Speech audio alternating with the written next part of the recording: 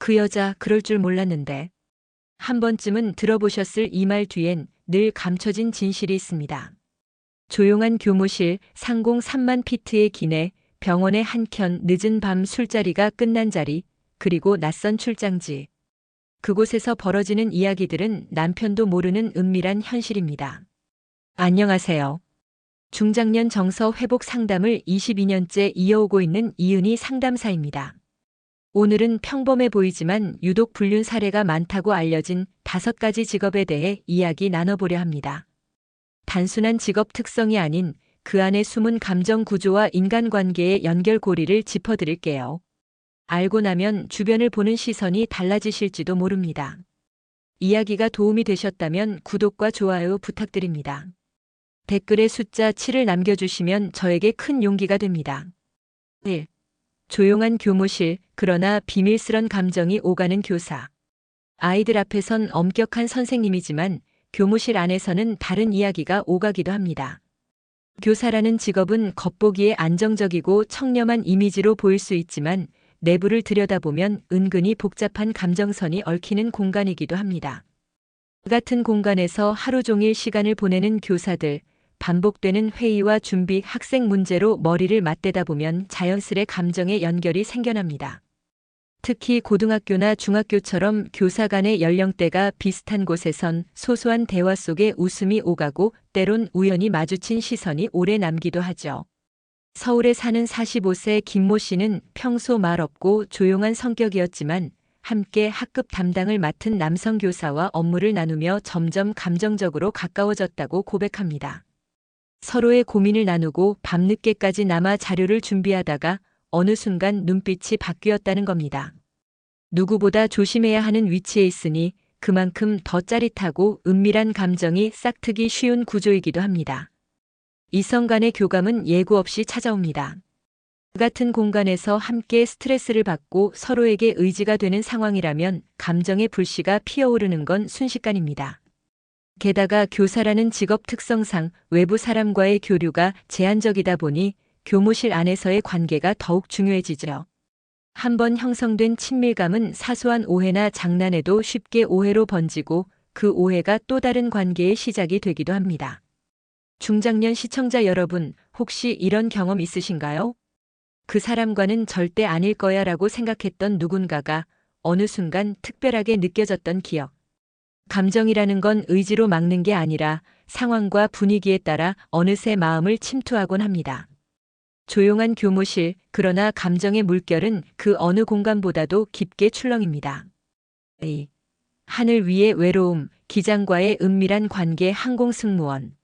수천 미터 상공, 일상의 소음이 들리지 않는 그 공간에서는 사람 사이의 거리도 달라집니다. 항공승무원이라는 직업은 화려해 보이지만 그 안에는 외로움과 긴장, 그리고 묘한 설렘이 교차하는 순간들이 숨어 있습니다.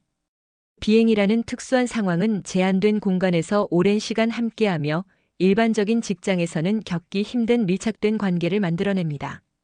특히 기장과 승무원 사이엔 독특한 긴장감이 흐르는데 수직적인 업무 관계이면서도 장시간 동안 협력과 신뢰를 기반으로 움직여야 하죠.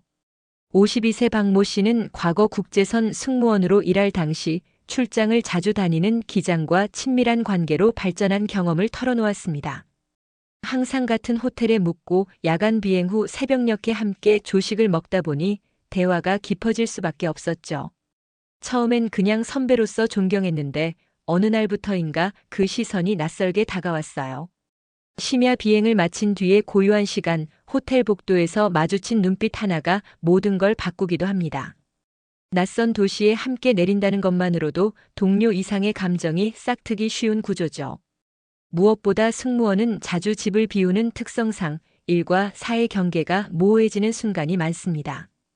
동료들과의 유대감이 곧 정서적 의지가 되기 때문에 이성적 감정이 감춰지지 않는 경우도 허다합니다. 승무원들 사이에선 하늘 위에서의 일은 땅에선 말하지 않는다는 농담 같은 말이 있을 정도입니다. 그만큼 비행 중 생기는 감정이나 관계는 일상의 도덕 기준과는 또 다른 흐름으로 전개되곤 하죠. 중년 이후의 삶에서도 관계는 항상 새로운 방식으로 다가옵니다. 여러분은 어떠신가요? 절대 흔들리지 않을 거야라는 다짐도 외로움이 스며드는 순간에 균열이 생기곤 합니다. 하늘 위의 그 고요함이 오히려 사람의 감정을 더 크게 울리는 건 아닐까요? 3. 병원 속 숨겨진 로맨스, 흰 가운 아래의 진실 간호사. 병원이라는 공간은 늘 생과 사의 경계에 서 있습니다. 그만큼 감정이 예민하게 움직이는 곳이고 서로에게 의지하게 되는 순간들이 잦죠. 간호사라는 직업은 전문성과 책임감을 요구받는 만큼 감정적 스트레스도 큽니다. 그러다 보니 같은 공간에서 일하는 의사나 동료 간호사와 자연스러운 감정 교류가 생기기 쉽습니다. 특히 장시간 밤샘 근무를 함께 하거나 응급 상황을 함께 겪는 일은 감정의 연결을 더욱 빠르게 만들어줍니다. 부산에 사는 46세 이모 씨는 과거 병원에서 근무하던 시절을 회상하며 이렇게 말합니다. 응급실에서 일하던 시절 늘 마주치던 외과 의사 선생님이 있었어요. 피로에 지친 눈으로 마주쳤을 때 그 따뜻한 말 한마디가 생각보다 깊게 들어왔죠. 그날 이후 커피 한 잔 같이 마시던 사이가 어느새 주말 산책을 함께하는 사이로 바뀌더라고요. 간호사라는 직업은 환자를 돌보는 일 외에도 다양한 인간관계를 관리해야 합니다. 의사, 간병인, 보호자, 다른 간호사들까지. 그 중에서도 가장 잦은 협업을 하는 의사와의 관계는 시간이 흐를수록 특별한 감정으로 변할 여지가 많습니다. 흰 가운 아래에 감춰진 것은 단순한 직무만이 아닙니다. 긴박한 순간마다 서로를 바라보는 시선, 피로 속에서도 미소를 잃지 않으려는 모습, 그리고 문득 건네는 따뜻한 말들이 쌓여 감정을 만들어냅니다. 병원이라는 공간은 닫힌 사회입니다. 하루 대부분을 그 안에서 보내는 이들에게는 동료가 곧 세상의 전부처럼 느껴지기도 하죠. 이성적인 판단이 흐려지는 건 절대적 외로움과 극도의 감정 소모 속에서 자연스럽게 일어나는 일입니다. 여러분도 혹시 피곤함에 지친 어느 날 위로처럼 다가온 사람에게 마음이 움직였던 적 있으신가요? 흰 가운은 전문성을 상징하지만 그 속의 사람은 우리와 다르지 않습니다. 진심을 원하고 누군가의 따뜻함에 흔들리는 감정을 품은 존재입니다. 4. 밤마다 술자리가 불붙인다. 감정 노동 끝에 서비스직. 서비스직 여성들의 하루는 사람을 상대하는 것으로 시작해 사람에게 소모되는 것으로 끝납니다. 카페, 식당, 노래방, 유흥업소까지 다양한 공간에서 감정을 억누르며 웃어야 하는 이 일은 생각보다 깊은 피로와 허탈감을 남깁니다.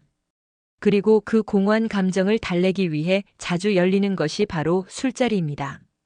직장 동료들끼리 퇴근 후 한 잔씩 나누는 시간, 그곳에서 평소 눌러왔던 감정이 조금씩 흘러나오기 시작합니다. 서울 근교에서 주점을 운영하는 49세 이모 씨는 과거 서비스 업체에서 일하던 시절을 떠올리며 이렇게 말합니다.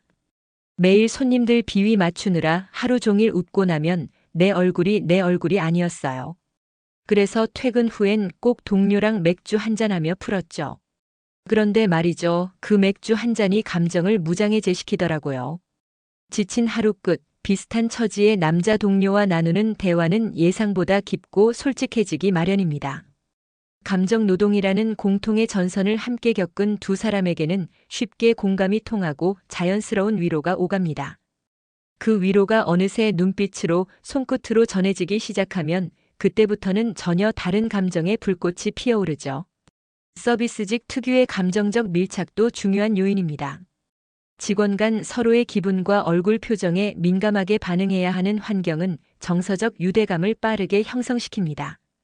그런 유대가 쌓이면 경계선은 쉽게 무너질 수밖에 없습니다.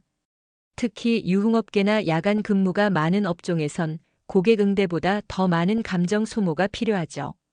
그만큼 직원 간의 응집력도 강해지며 그러한 응집 속에서 감정선이 뒤섞이는 일도 비일비재합니다.